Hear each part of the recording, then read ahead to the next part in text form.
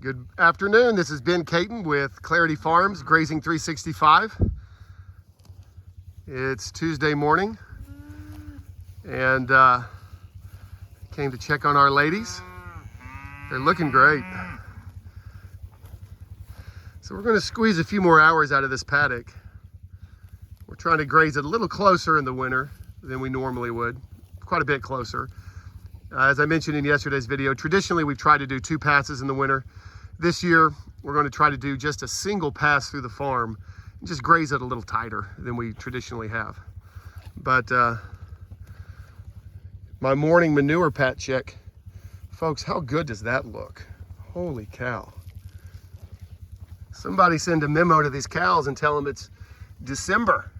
It's not supposed to look that good right now, unless you're feeding them a whole lot of protein. Wow, this looks fantastic, folks. Healthy poop, healthy animal. Best way I know to judge performance this time of year. Just check their poop. As I mentioned yesterday, if it stacks up a little bit, but upon further inspection, you don't see a lot of undigested fiber, don't sweat it.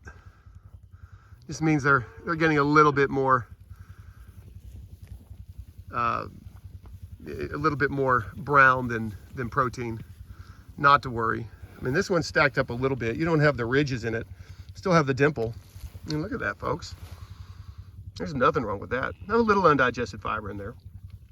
Nothing to be too concerned with. Now, you start getting big stacks, and when you inspect them, you find a lot of fiber in there. Time to grab some protein. Get some protein from somewhere. We've traditionally used protein buckets, but I know guys who have used rice hulls, just various different protein sources. They will regulate their own rumen. Oh, the calf I mentioned yesterday. So this dude right here is just a hair over 8 months. He's a South Pole. I showed you his mother yesterday and mentioned he's probably going to be the first bull we've ever kept intact, because he is everything we want thus far. He's definitely going to get a chance to keep him until he's a year old. We'll look at him at 1 year. You have to be a little careful when you're assessing bull calves. Sometimes a large frame or a heavy calf may not be good genetics at all. It may just mean that mom's making too much milk. We don't want big milkers. They're ready for me to move them. They're going to be disappointed that I'm keeping them here another day. But getting back to my point, one thing you want to look out for is we don't want big milk producers. A cow that produces a lot of milk is going to get too thin on you. The least efficient conversion of calories in cattle is calories to milk. It takes a whole lot of protein, a whole lot of calories for a cow to produce milk. So we just really, especially at his age, he'll be weaned off very soon. But as they get a little bigger, you really just, want her to produce a cup or two and get a cup or two a day, just something to top them off. I think, and I'd have to fact check this, I think at roughly 120 days, 90% of their calories should be coming from forage, not from mom. They look great. Some South Pole calves here. They just thrive here. They really do.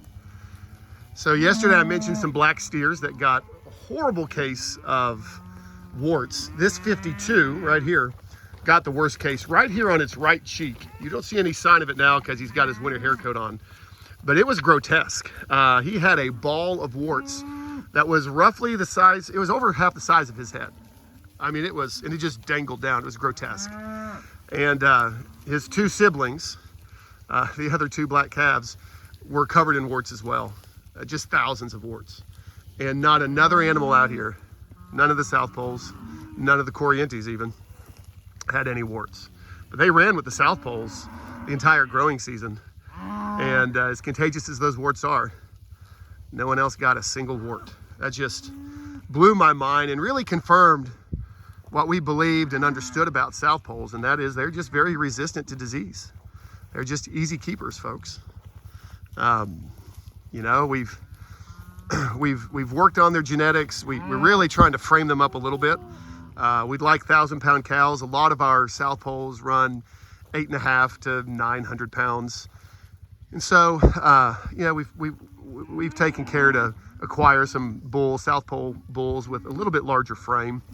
Once we get our cows framed up where we want them, we'll start to use a little bit more moderate framed bulls as well. You know, if you want to, you know, a 3 or 4 frame score and mama's a 2, you can't bring a 3 or 4 bull in. You gotta find a larger frame. You know, you got to put a 5 frame on a 2 frame if you want to get a 3 frame in any decent amount of time. You don't want to spend decades framing them up. They're letting me know right now, if you hear that bawling, that their expectation when they saw me was a fresh paddock, and they're not too thrilled about getting left here for a few more hours. But we want to be efficient and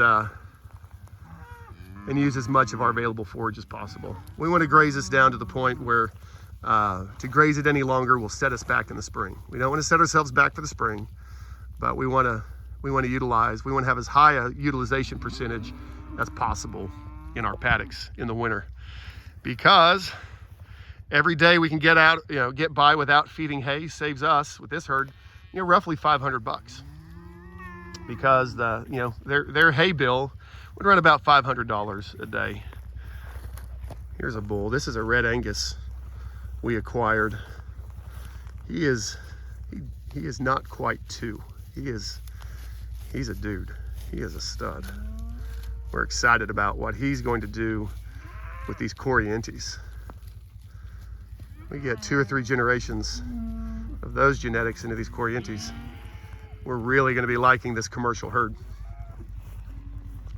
Here's another red Angus. Showing a little interest in number 14 there.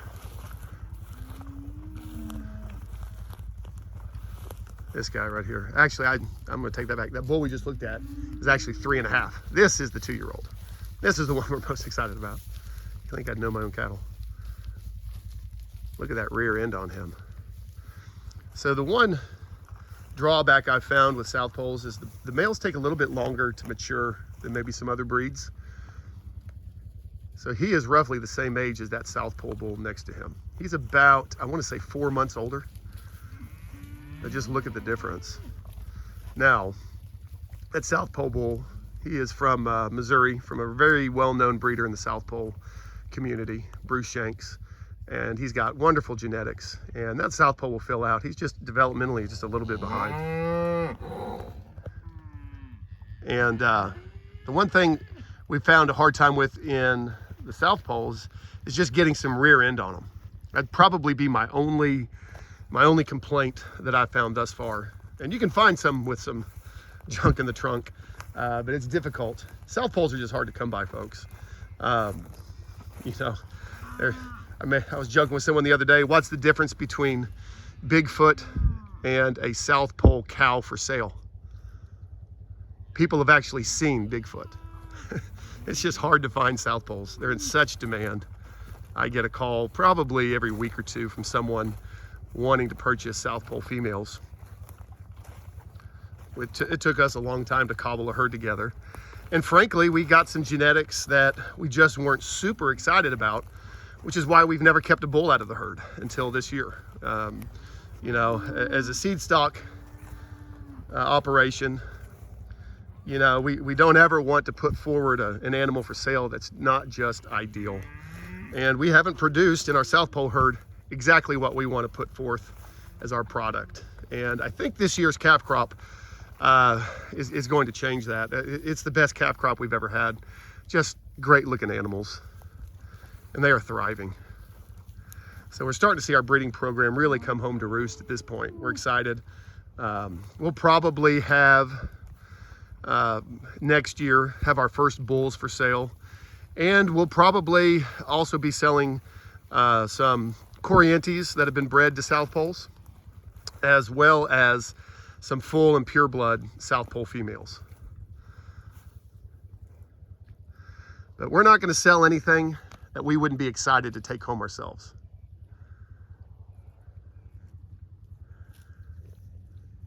Reputation can take a lifetime to build and one mistake to blow. And we want to be really careful.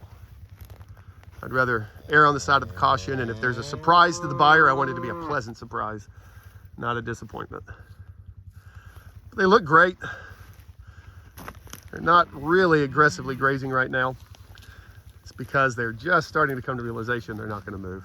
That's why the balling is starting to slow down a little bit.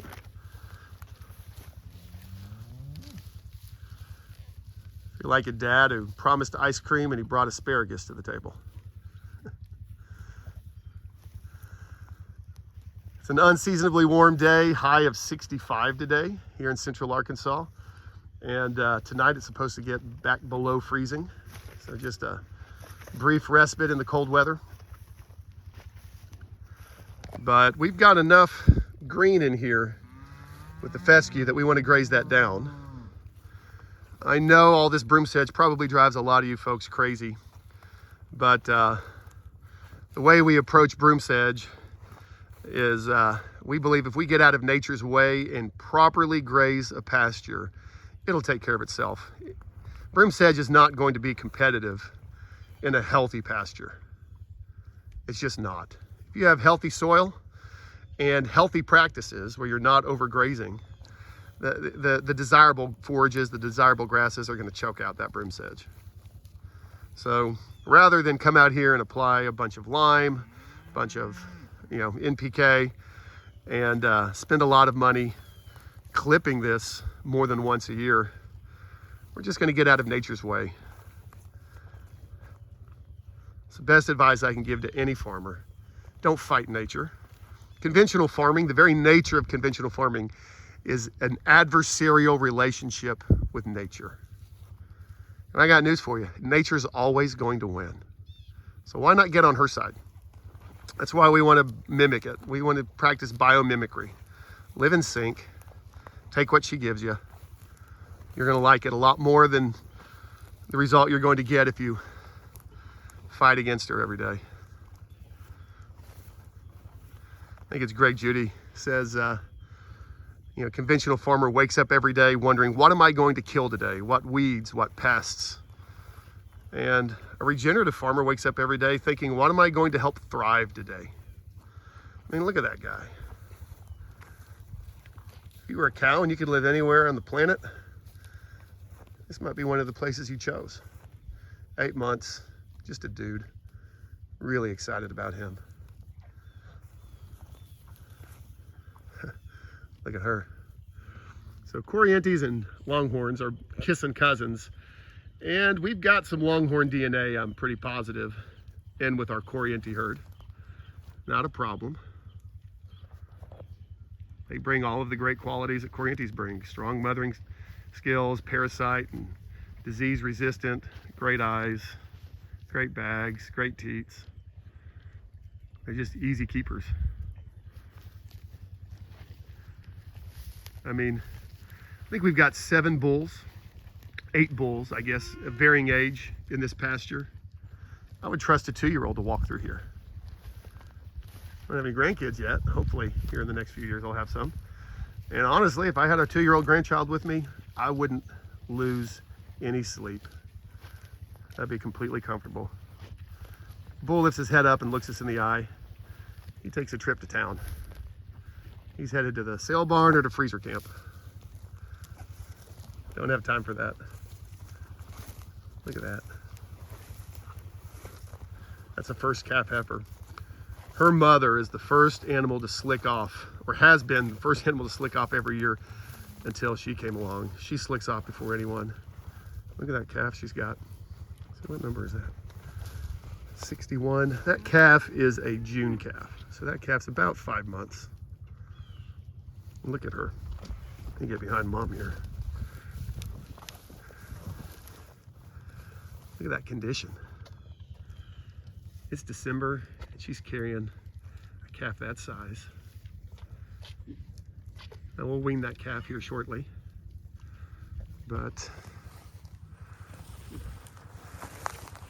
you know, if we didn't do anything, by, by February, March, she'd have it weaned herself. I think I mentioned in yesterday's video, we've only had one, to my knowledge, only one animal that didn't wean her own calf off. And she's no longer with the herd.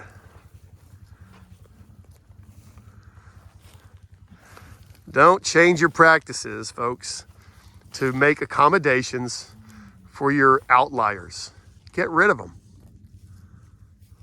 If you want a herd that's full of easy keepers, get rid of all the ones that aren't easy keepers. It sounds like oversimplification, but it's facts. Get rid of your problems.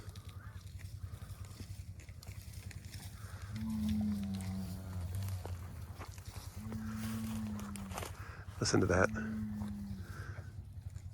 I love that sound. That's a bull being a bull.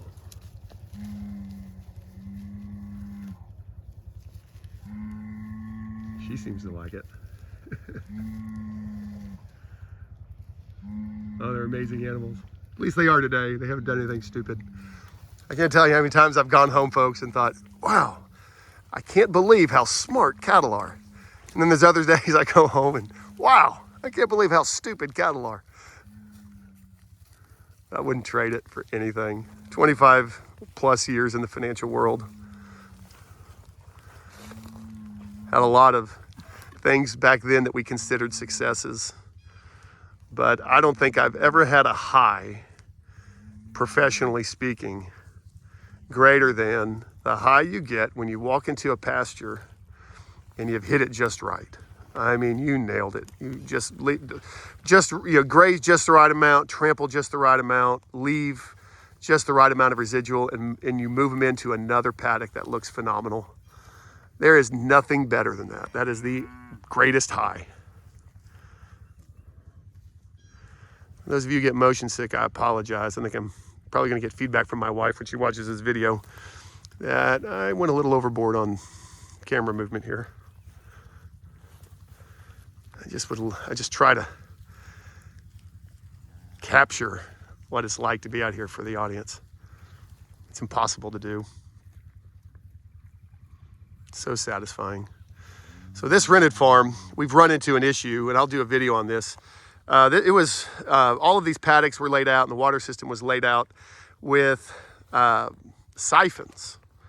And my goodness, folks, siphons are the bane of my existence. All of these ponds or all of these water tanks out here, and I'll do a video here in the next few days on these water tanks. I love water tanks if they're gravity fed, or even better, if you've got pressurized water. If you are in a siphon system, such a pain and so unreliable. You know, it's not the middle of summer here, so I'm not losing any sleep over it. But if you've got water systems that might fail here in central Arkansas when it's, middle of July, early August, and over 100 degrees out, that does not make for some restful night's sleep. So we are in the process of upgrading, all of the plumbing in the tire tanks, because a lot of that stuff just, 15 years wears out. But also, we're going to be bringing in some solar pumps for pressurized water and some storage tanks so that we've always got 24 or 48 hours of backup. So if we do have a water system go down, if we do have a pump fail, a siphon fail, enough water that the cattle aren't going to notice it for a day or two. We're out here every day with them, so we'll catch that. But I don't need them going half a day when it's 102 out with 70% humidity. We get days like that here in Arkansas.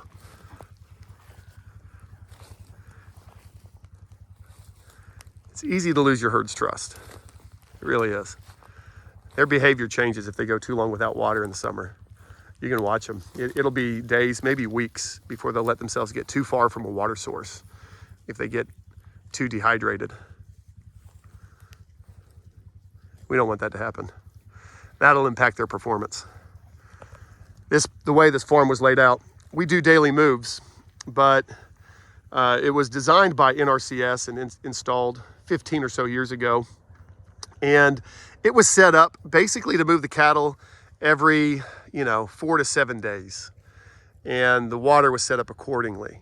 And so a lot of our paddocks, even though we're moving them every day, they're headed back to water. In fact, that pond you're looking at right there is fenced. And if you see my dad back there in the side-by-side, their water source is actually about 200 yards that direction. So they're having to walk, I'd say, probably 600 or 800 yards back to water. Not a big deal. But tomorrow's paddock is going to be, which is that direction, is going to require, an additional 500 or 600 yards of travel. And that can really put a lot of pressure on your water system. If the water is really close to where you're grazing, they'll peel off and go to water individually. The further your water gets from where you're grazing, you'll find that they'll move and water as a herd. And that's when you put a lot of pressure on your water system, on your tanks. If they all come in water at the same time, or 40 or 50 of them come at the same time, these tanks hold, I'm guessing, 300 to 400 gallons, and they'll really drink that tank down. But if they're closer to the water source, they'll just peel off one or two at a time, go to water, and it puts a lot less pressure on your water system. So those will be some things we're remedying. Right now, the cost of pipe is just so expensive.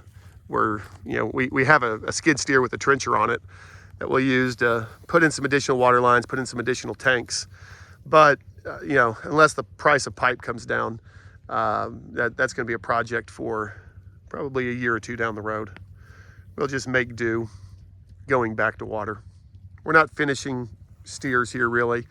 We're a cow-calf operation.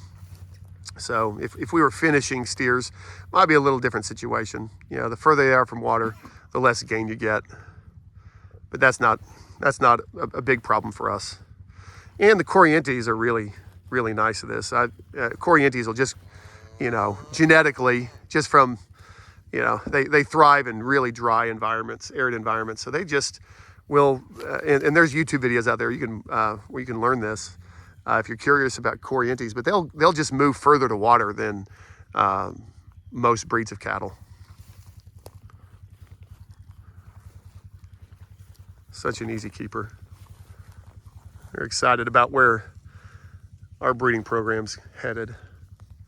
Well, with all of that, folks, I'm going to go ahead and sign off for the day. Please subscribe to the channel. We're just getting started. And as I mentioned yesterday, we are wide open to suggestions. So if there's something we can do either to improve the quality of our videos, or there's something you'd like to see a video on, please comment below. Also, if you see something in our operation, I know there's folks out there adaptive grazing and doing it better than us. So if there's something you see that we can improve on here in our operation, please let us know. Some of the best suggestions I've had have come from folks who have watched some videos that I've just sent out to folks outside of the YouTube channel. So I'm hoping we get a lot of really good feedback on things we can do to improve. So with all of that, I wish you all well. Have a great day.